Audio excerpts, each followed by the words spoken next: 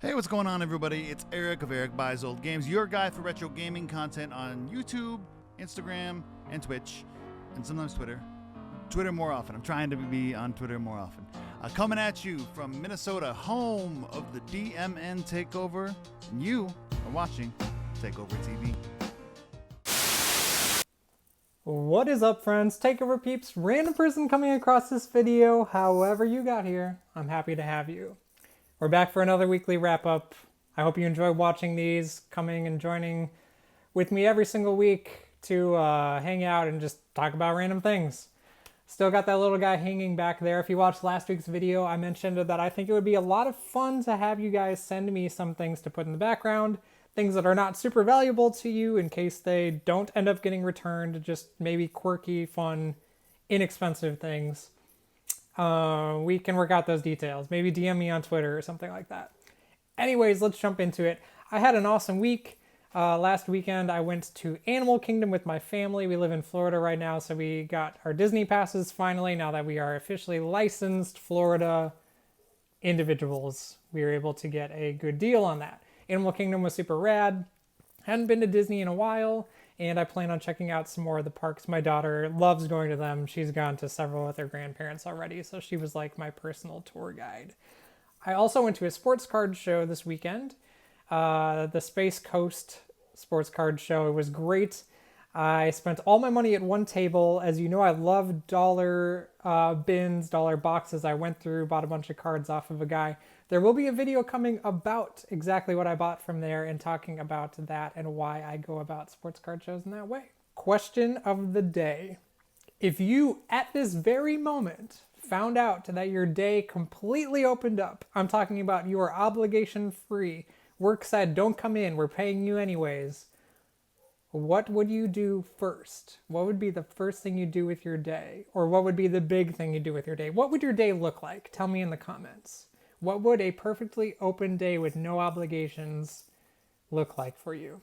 The NCAA champions for both men's and women's basketball was officially crowned, LSU being the champion of women's college and UConn, the University of Connecticut being the men's champion. Congratulations to both of those squads. We've had little to no NFL news recently, but with the NFL draft just about less than 20 days away, I think that heat will be picking up a little bit. We know draft day trades obviously happen.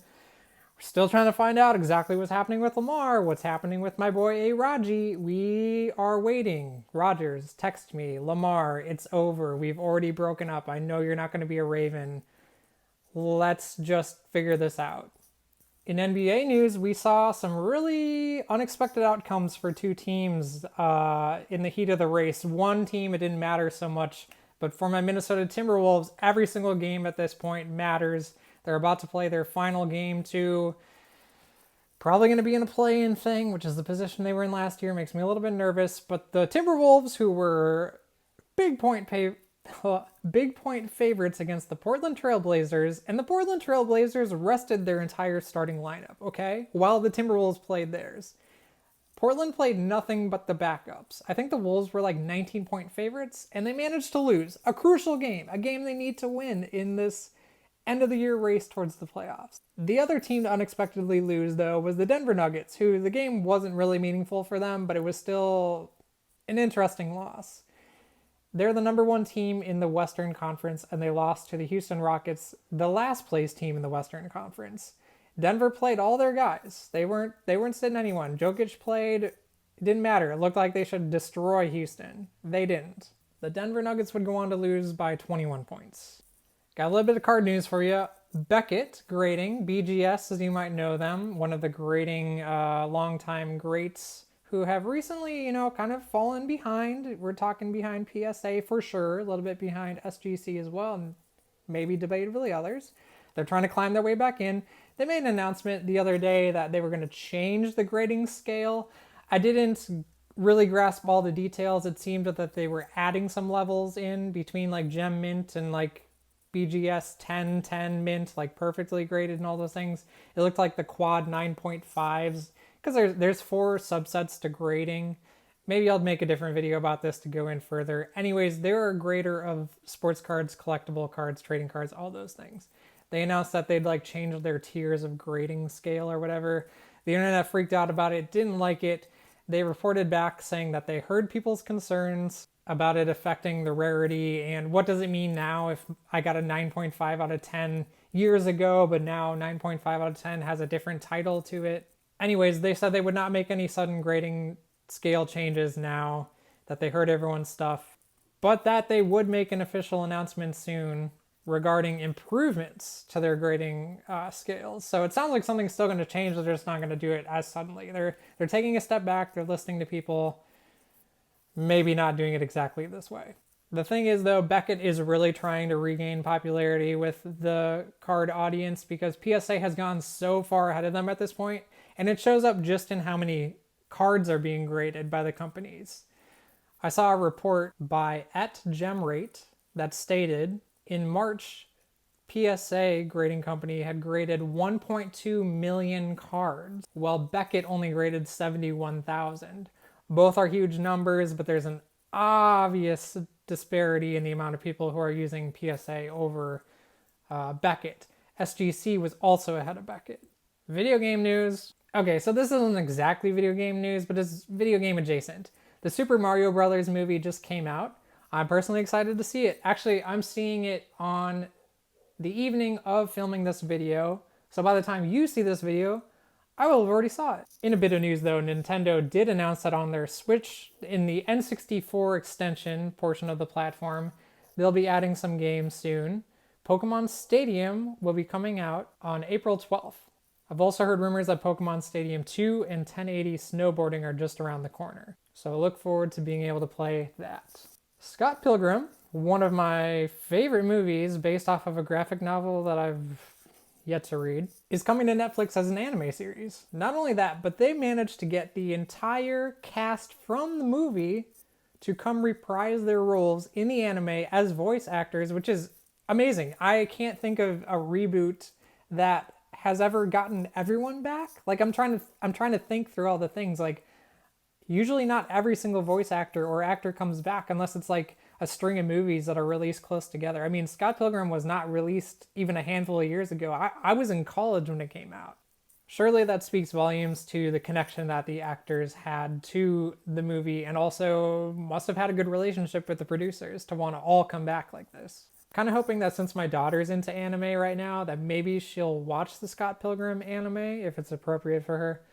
And then that will lead her to wanting to watch the movie with me eventually, because so far she has not shown any interest in Scott Pilgrim. Stuff that slaps. Today's slapper is my favorite bird of all time, the brown thrasher. The brown thrasher is one of the most difficult birds to find. I have never found one. In fact, when I used to work at a coffee shop, there was this guy who was a bird watcher for a long time, 20 plus years. He would come in and he'd tell me about the birds he was seeing on his walks. He was a professor and he'd go for a walk in the morning because he didn't have a class till the afternoon.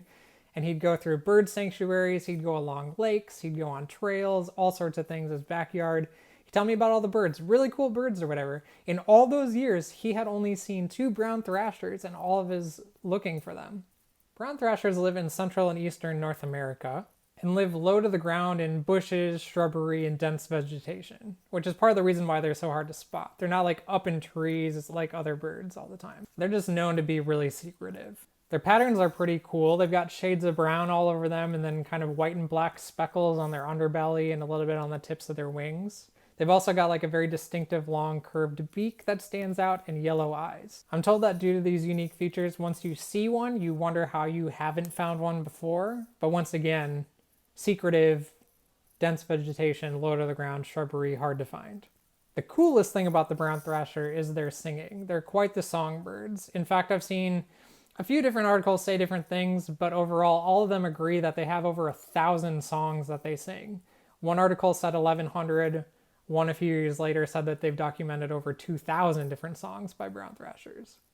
They even mimic other songbirds, which I think is really cool. So if they're around other ones in trees, they'll start singing the same way that, say, a robin or a blue jay or a cardinal does.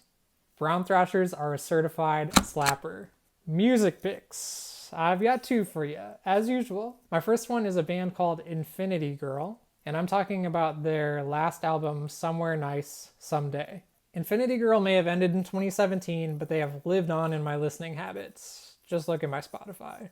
The band, hailing from Boston and later moving to Brooklyn, New York, recorded their third album, the one I'm talking about, and then abruptly called it quits. They did end up doing some final shows, which I'm really bummed that I wasn't able to attend, but the reason why I wasn't able to attend is I didn't even find out about the band until they had broken up, so too late. The album is full of fuzzy guitars, noisy rock rhythms, dreamy vocals, and melancholy shoegaze.